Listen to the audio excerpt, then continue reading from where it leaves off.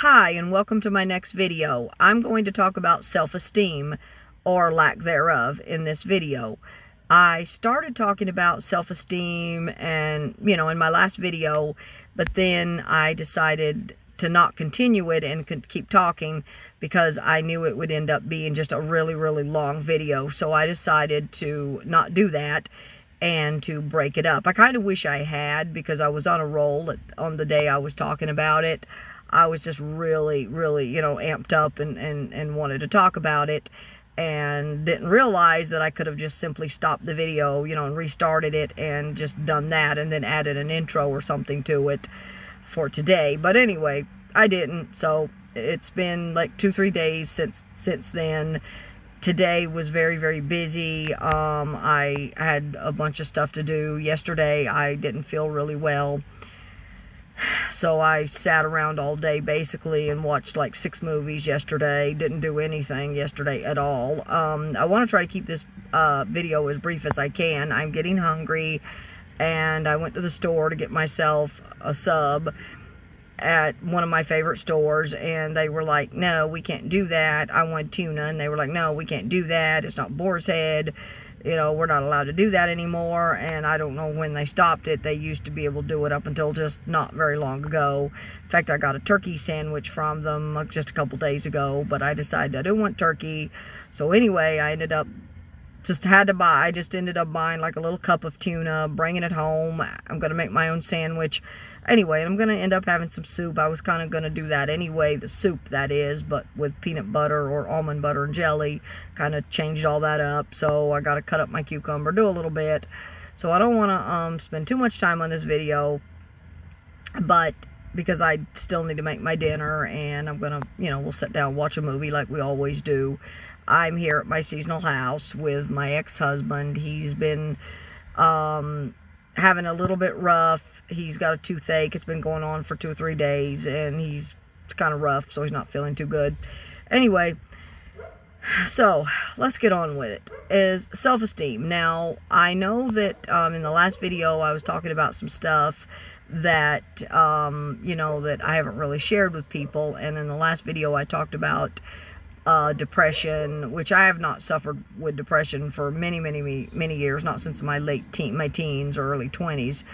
But the one thing that I have suffered from, and I still suffer from it, and it is really, really difficult, is OCD, which is obsessive compulsive disorder. And I have suffered with that for a long, long time, and it's difficult. It can be very, very difficult. Anyway, so that's one of the things. That's what I talked about in my last video. I really went on and talked about OCD, and how I was saying, that I haven't really shared that with anyone. I've never really shared the whole OCD thing. Anxiety maybe a little bit, but the OCD, no.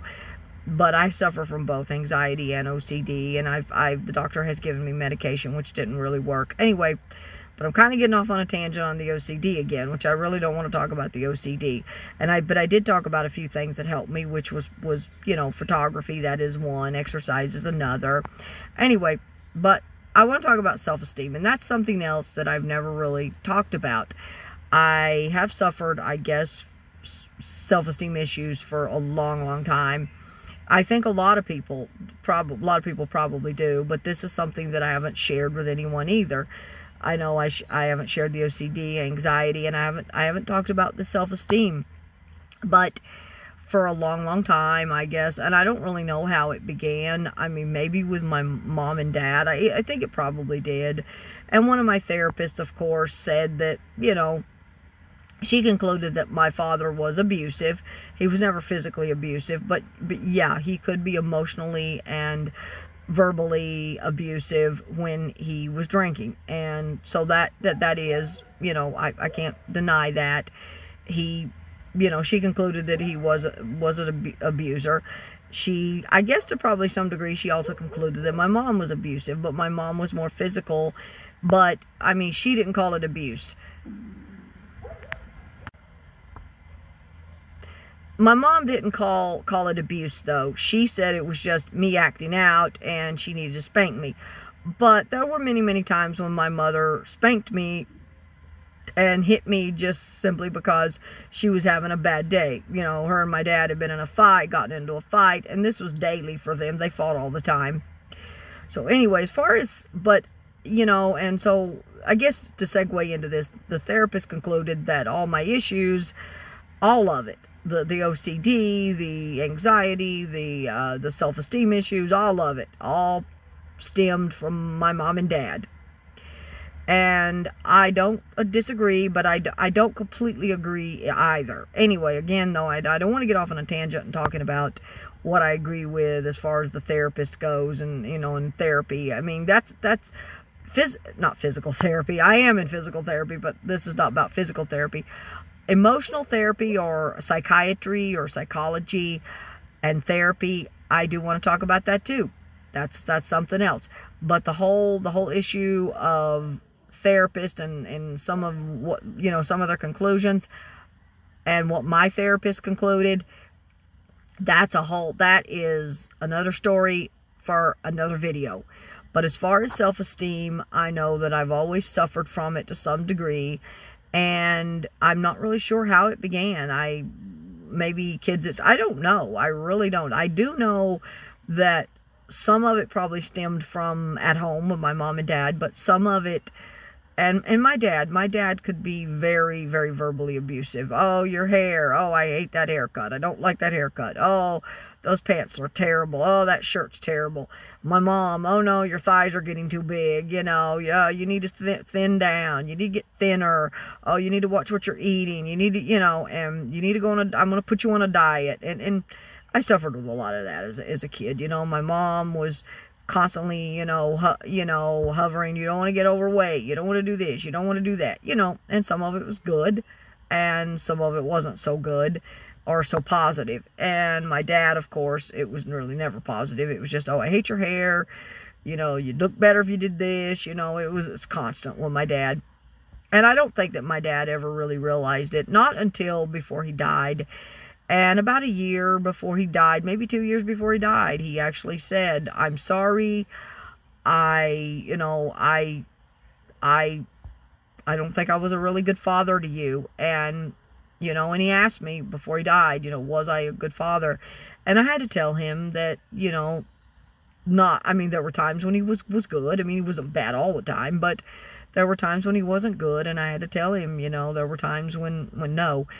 But, so some of it did stem from my mom and dad, but some of it also stemmed from, you know, peers, school, you know, and that's pretty much normal. You know, the more popular girls will pick on the less popular girls. Not that was ever an issue for me in high school. Honestly, I was pretty popular, so I don't really know, you know, as far as school goes, you know, I was pretty popular, at least among the girls.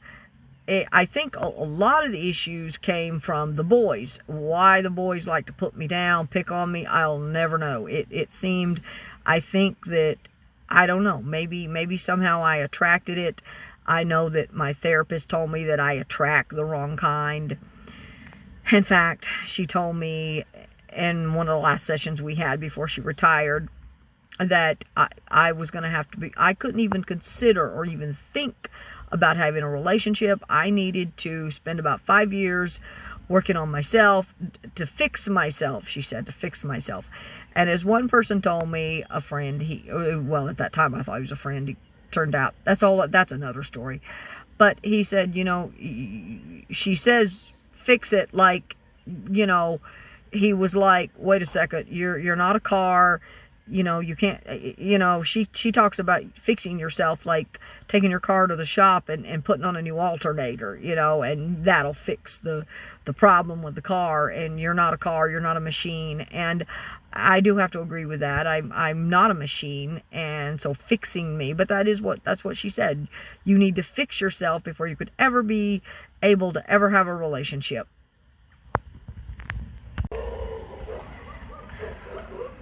Anyway, because of that, I think, not because of her, but because of this whole, you know, me attracting the wrong kind, I finally just kind of gave up.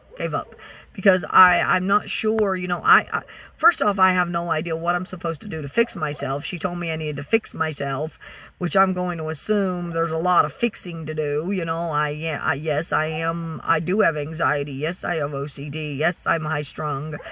Yes, I can be temperamental. Yes, I can be quick to anger. Yes, I have self-esteem issues. Yes, I have I have some physical issues. I have a lot of issues. She also told me that me liking to go out on the road and just, go out on the road was I was running away. I was trying to escape. I was running away. Now, she may not be completely, inaccurate about that. Maybe I am to some degree running away. But as I've said in other videos, I partly leave because I want to, I need to get away. I feel like I'm in a pressure cooker and I just need some peace. I need quiet. I need to be by myself. And unfortunately, that's, and that has affected my relationships. I mean, some of the, quite truthfully, and I'm going to be perfectly straight up, I have a sign on my forehead that says, if you're, I think I have a sign on my forehead that says I'm stupid, and I feel like that. And I know that maybe that is part of the self-esteem issue. For whatever reason, I attract the wrong kind. When I say that, I mean because I attract the wrong kind of person. If there's a guy out there that's not right, if he's off the rails or not right, or an alcoholic or an abuser or whatever the case may be, or just plain crazy, by whatever the case is, got some mental disorder or just crazy, I'm going to attract him. And for some reason, I seem to, attract, I kind of am attracted to him too. And I'm trying to break all that. I'm trying really hard to break all that. But for whatever reason, I just got to stop and say this. There's a beautiful little red bird in the bush. Oh my God. Gorgeous. Anyway, but for whatever reason, I attract the wrong kind. And sometimes I'm attracted to a lot of times I'm attracted to them too. And I'm trying to break that. I don't know how to break it.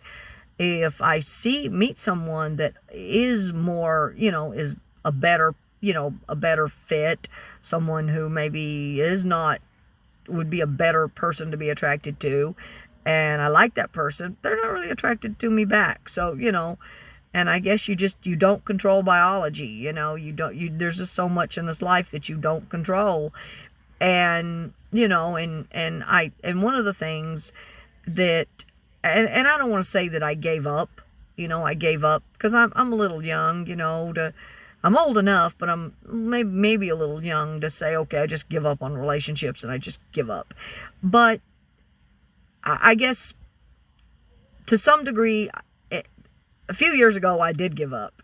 But then I met my ex-husband, and anyway, that's a whole other story. I've talked about him and his alcoholism and his toxicity and whatever. That's just anyway, but we're very good friends now. We do share a house. It can be very stressful at times, but other times it's okay. Sometimes we fight. I try not to. Anyway, and then eventually, like I said, I did give up, and then for a long time I gave up. Then I met my ex-boyfriend. He turned out to be not, we still talk, we're still friends. But I don't want to say give up. Give up is the wrong, at this point in my life, I don't want to say, okay, that's it, I give up. I give up. But I'm not looking either, and I'm not going to look. I'm not going to look for a relationship.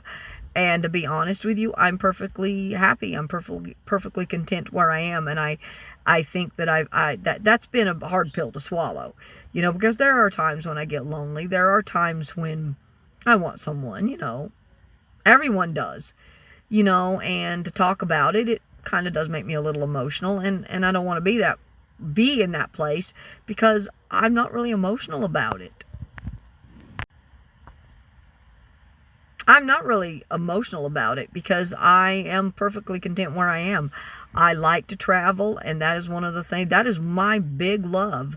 My major big love in this life is to go places, travel, do my photography. Those are those are my big things that I love. And, that's where I'm at. And, if eventually I meet the right person, okay, but, maybe I will. Maybe that day will come. Maybe I will meet the right person. But I've also been on this earth long enough to know that meeting the right person for me is usually Mr. Wrong. And it's Mr. Wrong, Mr. Alcoholic, Mr. Emotional Abuser, Mr. Bipolar, Mr. Not Right. It's kind of the way it is for me. And so, that said, I am perfectly content where I am. Where I'm at right now, though, is I'd like to have more female friends, and I don't. I've tried on that one too. And again, I don't know if that ties in with the self-esteem or not. I don't know. The whole self-esteem just kind of centers around, I guess, body image. And of course, my mother, she kind of instilled, stay thin, don't do this, don't do that, don't eat that, you don't want to get fat, that kind of thing. And that did affect me to some degree. I'm not saying I'm totally, I'm glad she didn't let me have bunches of junk food and crap. Neither one of my parents did. My dad didn't do it because he just said it wasn't good for me. He didn't say anything about the overweight business. He just said it's not good for you. And I am kind of glad my parents were as strict as they were in that respect, because I do watch what I eat, and I'm very glad about that. So in that respect, I'm glad. Maybe it could have been worded a little differently. The whole don't eat this, don't eat that, you'll get fat, that might have been the wrong way to word it. My dad was more don't eat this and don't do that, because that's sugar's not good for you, it leads to arthritis. And he pointed out all the ills and all the things that that, say, sugar, for instance, or salt or whatever, can lead to. Not, it'll do this and it'll do that, or it'll make you fat and it'll make you ugly. None of that. He just said it's not good for you. It's bad for the health. It's not good for the heart. It's not good, And I think, personally, that's a much better way to go at it. If you're going to tell your kid, I don't eat cake. There's a better way to do it than, don't eat cake, you're going to get fat. It's don't eat cake because, the sugar in it's not good for you, and and point out the things that it can do. You don't want to get heart disease, you don't want to get kidney disease, you don't want to get diabetes, and it's just not good for you. It's not healthy. You want to live a long, healthy life. That kind of thing. Probably something that would make more sense. I mean, you might think, a child, oh no, but they understand so much more than I think kids understand so much more than people, I think, give them credit for. But anyway, but the whole self-esteem does tie into some of the body image, and I think that was where my mom, she just didn't come off in the right way. Probably because her mother, my grandmother, didn't come off in the right way, and neither did my great-grandmother. And this whole, the way doing things, maybe not exactly the right way, that goes back generations. It doesn't just go back to my mom. It goes to my grandmother, my great-grandmother. It goes all the way back. Probably many generations of women who didn't do it right, or didn't do it, or thought they were doing it right, but they really could have done it better. I don't want to say they were wrong, but they definitely could have done it better. And another thing that led, and I will talk about this briefly, I don't want to just blather on and on, because I don't have any answers when it comes to self-esteem. I don't have answers, because I have had issues with it probably my whole life. As a young person, when I was in my early 20s, oh my God, I obsessed so much and so bad about age. It was a constant obsession. When I was young, like I was saying, or in my 20s, late teens, whatever, I obsessed pretty much on a daily basis about, hold on, I gotta adjust that. I pretty much obsessed on a daily basis about age. I do not know why. When I was 20, I obsessed, do I look 20? Or, do I look old? I mean, at 20, mind you. 18, 20. I mean, when I was 18, it was one of the most depressing days of my life because I thought I was old. For some reason, at 18, I thought I was old. Again, at 21, I obsessed. I was like, oh my God, I'm old. And I was like a kid at 18, a kid at 21, really. But I obsessed. When I got to be 30, you know, it was like, and I will say one thing my dad did say that did not help. He was always complaining about the way I eat. And I eat pretty good. I eat pretty darn good. But I guess wasn't good enough for him. And he was always, you know, you don't exercise enough. You don't exercise enough.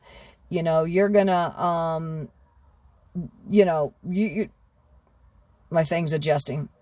Hold on. Like I was saying, when I was in my early 20s, late teens, early 20s, even probably mid 20s, or even older, I obsessed on a daily basis about age. You know, it was just, that was my self-esteem thing. I constantly obsessed. When I was in my 20s, I would not set foot out of the house without makeup. I was just completely obsessive. I have an aunt who is also that obsessive. She's not in real good health now. But anyway, for a long, long time, very obsessive. Wouldn't set foot out. She wouldn't go outside and mow her grass without putting on makeup. I mean, just really, just, anyway. But I don't know how that happened. I was told that my uncle, her husband, Perry, he's now passed. He passed away from Alzheimer's. But she came to the breakfast table one morning, and apparently he said, "Are you sick today? You're so pale," and because she does have very fair skin like I do. And apparently from that day forward, she wouldn't set foot at the breakfast table, even without already have fixed her hair, done her makeup. I mean, you know, if he just kept his mouth shut. Anyway, but I guess when I was about 30, I stopped being quite as obsessive, partly because I was doing a lot of walking where I lived at that time, or where my seasonal house is now. The one that my dad passed down to me, I actually would walk I would get up even in the wintertime and I would walk like 5 miles a day. So, you know, as a general rule, I didn't get up and put on makeup. You know, it was cold. I didn't. I had on a hat, a toboggan, whatever, a coat. You know, I just got up and I went and I did my exercises. You know, I walked, and walked downtown, and I spent, and at that time when I was about 30, I finally started getting out of it. I just was okay. I started to be a little more comfortable, you know, in my skin. However, there was still a lot of obsessing, I think, but not, you know, and I guess the whole obsessing about age, that probably kind of ties in with the whole OCD thing.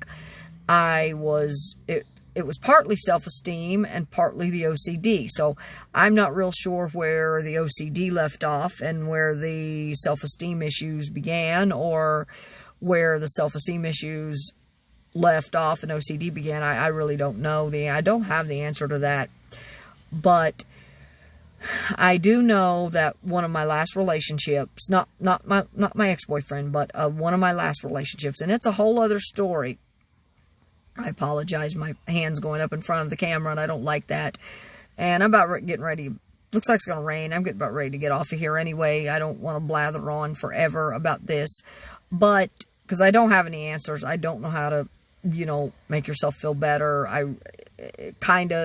really don't.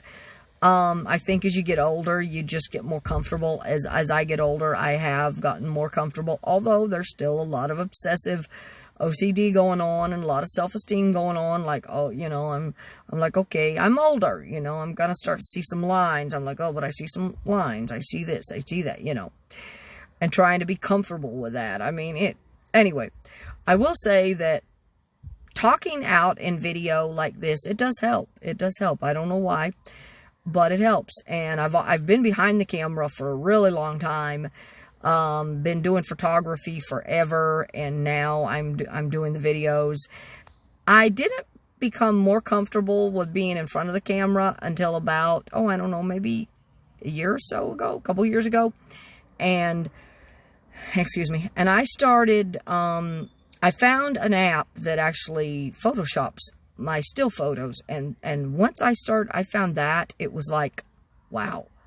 And then when I started doing video, though, I had to try different apps to try to get, you know, something that looked better, you know, and then of course practice with lighting. And so I guess in that respect, my photography's gotten better. But anyway, don't know if my video's gotten any better. I still need a tripod, which I haven't gotten. Anyway, self-esteem. Not my last relationship, but a relationship that was about 5-6 years ago. He's partly the reason I am in civil court now. But anyways, hold on. I'll be back in just a little bit. My apologies. My hand is starting to get numb. Anyway, I'm going to wrap this up as quickly as I can. And as I said, I definitely need to find myself a tripod. Anyway, there was one guy that I was with about 5 or 6 years ago, and he really, I mean, I already had the self-esteem issues, and he really did a number on me. It took me about 3 years to really get by that and overcome it. He was abusive, and not physically abusive, but very, when I say his abuse, verbal and emotional abuse, I would say was extreme. He was, for lack of a better word, a nut. I wholeheartedly believe this man was a sociopath. He was, you know, when I mean, I don't even know why he put me down. I don't even know why, but he did do a lot. He did do a lot of putting down. He would, you know, tell me I looked old. You know, how old are you? Why are, you know, well, why are you, you know, he would ask me how old I was and then go, oh, well, why do you look so old? You know, and you need to do this or you need to do that, you know, to look better. And your hair, it's, you know, I don't like your hair. Oh, you know, we went to church together and he would say, oh, you know, people are going to think you're my aunt or my grandmother, you know, and oh, they probably think you're my aunt or you're my grandmother. He was, by the way, 50, so that tells you, you know, that an aunt would have had to been at least 70. So, I mean, in and of itself, that right there is basically saying, okay, you know, you look 70 years old. And, I mean, and it doesn't matter. You don't tell I don't care if a woman's 80, you still don't tell her, well, you're 80. What do you expect? You know, I mean, this is just, I mean, it was uncalled for, but it's what he did. And I lived with him for about a year, and the put downs and it was extreme. And I mean, when I say he was an extreme, at one point he bought a year's worth of army rations and brought them home and tried to make his son and I eat them. And I know that I've talked about this before. I also believe he did what you call gaslighting. He would tell me that the apocalypse was coming, or, you know, there was going to be no more internet. Everything was going to come to an end, and the only one that could protect me was him, you know, and that the police were going to be shooting people if they stuck their heads out their door. I mean, just extreme. It was extreme. And that doesn't per se tie into self-esteem, but it does tie into just how sick he was, and how, I don't know, just how much of a sociopath he was, really. And that's part of the reason I'm in court now. And I will talk, and this is another story, and I have held my tongue, and I do want to, it is a story I do need to talk about. I'm not going to, you know, I'm not going to tell you his name. I'm not going to tell you the church he went to. I would love to, but I know I can't do that. But I do want to talk about it. And I also want to talk about, you know, some of the other crap. He did have a friend that was a cop, and I wholeheartedly believe that cop was dirty. And there's no doubt about it. He was dirty. And then that ties in with the church. And I am going to talk about this. I can't talk about, you know, I'm not going to use their names. I'm not going to tell you, you know, who the detective was. I'm not going to tell you who the church was. I'm not going to tell you any of that stuff. But my story, that is my story, and it is mine. And I am going to talk about that later. Because the man was a nut. I mean, he was crazy. I don't know how any other way to put it. But as far as self-esteem goes, he did a number on me. It took me a really long time to get by that. Get over it. And I don't even know if I ever got over it. It really, I mean, there are times that even now that things he said will echo in my head, and I'm like, you know, and I do my very best, you know, to put him out of there, because he was a nut. He was crazy. He was a sociopath. I don't know how any other way to put it, but he was a sociopath. Now, that's not saying that everyone who puts you down is a sociopath, because they're not. Some are just mean. Some just say mean things. Some people are just bullies. Some don't know any other way, like my mom and my dad. That said, I don't really blame my mom and dad, you know. I mean, some of my issues, they're mine. Some of the issues go back to when I was in high school. I think everything shapes you. And when you're a kid, I think that even small things that don't seem like small things, you know, they seem like little minute things to adults, are not little minute things to children. I mean, you know, everyone knows, you know, children absorb information. They absorb things like, you know, and I mean, everyone talks about how they absorb information and knowledge like a sponge. Well, that's not all they absorb. They absorb all the negativity as well. They, you know, they absorb everything like a sponge. So if you say something to you, it may seem minute, might not seem like much to you. It can be a big thing to a kid. And I think that, you know, I think from the time you're born, everything shapes you. In my case, my parents helped to shape me. Of course they did, you know.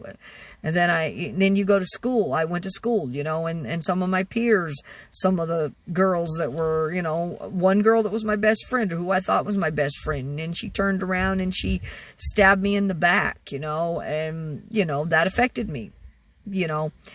And then as an adult, or as I got older and old enough to date, and, you know, some of that, I had some very bad experiences. They helped to shape me. I married an alcoholic. That shapes you. I mean, everything. And then I was with the person who was basically a gaslighting sociopath. That shaped me. And how it affects self-esteem, I don't know. I know that when people put me down, obviously when people put you down, that does affect your self-esteem. And I had people, you know, I've had boyfriends tell me I was stupid. I've been called an airhead, you know, and those things they're it's not nice. It's just really not nice. And I have a motto. If you're going to get out of bed and put someone down, if I feel the need to be nasty to someone, whether it be mean, nasty, whatever the case is, I have a motto. Go back to bed and get up on the right side of the bed. Because there's no call, there's no excuse for being nasty to people. There's no excuse for putting people down. There's no excuse for, you know, hitting someone where it really hurts, like knocking their self-esteem down a peg or two. There's no reason for any of that. That's just uncalled for. It's not right. It's not healthy. It's not positive. Anyway, that said, I can't really offer any advice on how to improve self-esteem. I do know that I know there's a lot of affirmations that people say, and, you know, to stand in front of the mirror and tell themselves, I am a beautiful person. I am a beautiful person, or whatever, every single day. And that's good, because regardless of what you look like, whether you're overweight, whether you're underweight, whether you're, you know, maybe you're not as smart as other people, regardless, whatever the case is, it doesn't matter. And I don't want to say not as smart. I'm not sure that's not really the right word, but maybe you're not as knowledgeable. Sure. I mean, let's say, of course, I mean, I'm not particularly knowledgeable when it comes to, I'm okay with cars, but I'll just use that as an example. Let's say I'm a complete dummy when it comes to a car, and never ever use the word stupid or dummy, but let's say you're not too knowledgeable when it comes to your car. That doesn't mean you're stupid. It just means that you didn't learn it, you know, or maybe you didn't have the desire to learn it, or you didn't know how to learn it. It doesn't matter. Or maybe you have no interest in it because you have interest in, maybe you have an interest in crocheting, and that's where your talent lies. It doesn't mean that just because a person maybe whatever, you know, everyone has talents, everyone has, I think everyone really has good parts. Even bad people, I think, have good parts of themselves. They just, the bad parts outweigh the good parts. Anyway, I'm going to have to bring this video to an end. It's getting late. I need to make my dinner, but anyway, I'm not, as far as improving self-esteem, I don't know. I'm sure there are plenty of books out there to read that would probably help in that respect, but, I mean, I guess my advice is don't let anyone tell you that you're ugly, or you're fat, or you're stupid, or you can't do something. I don't care what your circumstances are. I don't care. You can always go forward. You can always, excuse me, my nose is itching. You can always go forward, persevere. And I don't care if you're overweight. That doesn't mean you're an ugly person. And it doesn't, and I mean, and you may be overweight, but that doesn't mean, and I hate the word fat, because that's just not a positive word. It really isn't. It's not a nice word. You're overweight. It's that simple. But fat is not a pretty word. It's not a pretty word. And, I guess my advice is, don't let anyone tell you that you can't do something. Don't let anyone tell you you're not smart enough. Don't let anyone tell you you're stupid. Don't let anyone, like the guy that did me, don't let anyone, say, hey, why are you so old? Don't let anyone walk all over you. You stand up and say, hey, I am a beautiful person. I love myself.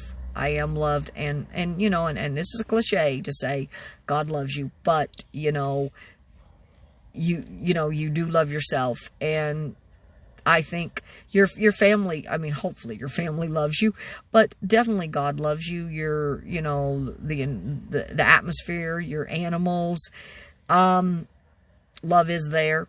And I think you have to remember that. Just remember that, and try to stay positive. Don't let anyone put you down. And if they do put you down, walk out. Because walk away from them. Don't be their friend. Don't be their girlfriend. Don't be their boyfriend. Whatever the case is, be positive. That is one of the be positive, be peaceful, and always try to operate from a standpoint of, hey, I am a beautiful person, and I will not let anyone put me down. And that's tough. Trust me. I know how tough that is. It's not an easy road.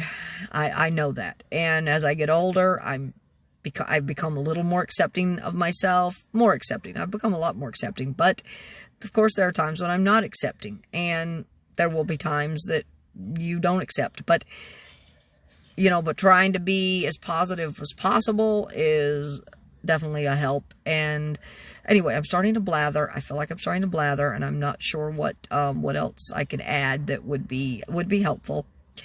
But that said, it is getting late, and I need to eat my dinner, and I may come back and talk about this later. I definitely know that I'm going to come back and talk about my boyfriend. That's been on my mind, and I definitely want to come back and talk about my ex, not my last boyfriend, but the 5-year, 6-year boyfriend 5-6 years ago that really made my self-esteem and my self-worth take a real pounding. It just hit me very hard, and I do want to come back and talk about him. But anyway, that said, it's getting late. I want to go in now. I want to make my dinner, and until next time, I'm not sure exactly what the next video will be. I know my daily vlog is coming up.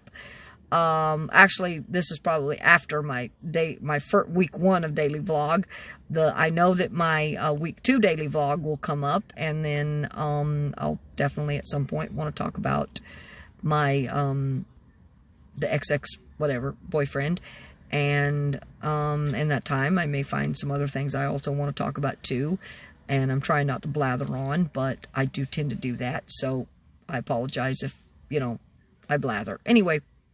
And again, that's something else I need to get control of, is the blathering and the apologizing for it. Anyway, that said, I need to eat my dinner, and I'm going to watch a movie. So I hope everyone has a good week. God bless. Peace.